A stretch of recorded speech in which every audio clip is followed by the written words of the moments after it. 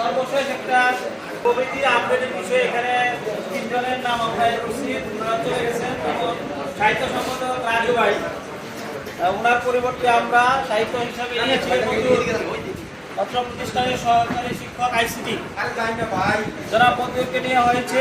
এরপরে আলমগীর তার পরিবর্তে নেওয়া হয়েছে আলালকে নেওয়া হয়েছে।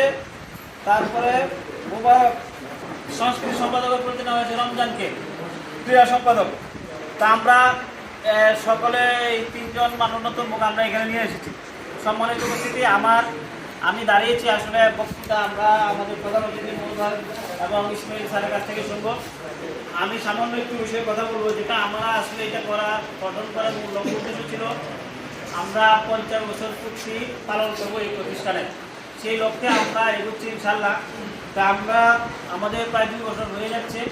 আমরা একটা নীতিমালাও প্রকাশ করতে যাচ্ছি অচিরেই। সেই নীতিমালাটা আমরা করে আপনাদের কাছে দিব। দেওয়ার পরে এটার দুজন সংযোজন করে আমরা ইনশাল্লাহ নীতিমালাটা প্রকাশ করব। তো সকলকে এই নীতিমালা তথা এই প্রতিষ্ঠানে আমরা সকলে যে প্রতিষ্ঠানের স্টুডেন্ট সকলেই যদি আমরা ভালো চিন্তা করি ইনশাল্লাহ এই প্রতিষ্ঠান তথা এলাকাটা উন্নতি হবে।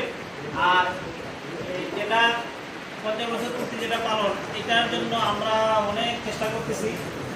বিভিন্ন প্রতিষ্ঠানে এটা পালন হচ্ছে। এটা আসলে আমরা যে এই প্রতিষ্ঠান থেকে বের হয়ে গেলাম, এই প্রতিষ্ঠানের জন্য কিছু করা আমরা যদি না করতে পারি এবং আমরা যদি উদযাপন না করতে পারি, তাহলে আমরা ব্যর্থ স্টুডেন্ট হিসাবেই আমরা পরিণত হবো ইনশাআল্লাহ। যাই হোক, আমরা অত্যন্ত আনন্দের সাথে জানাচ্ছি এই বছর এই প্রতিষ্ঠান থেকে প্রশাসন ক্যাডারে একজন নির্বাচিত হয়েছেন, চাকরি পেয়েছেন মিসির আলী দিনারপুরের। তাকে আমি রৌবেনের পক্ষ থেকে আমি তাকে আন্তরিক অভিনন্দন এবং শুভেচ্ছা জানাচ্ছি।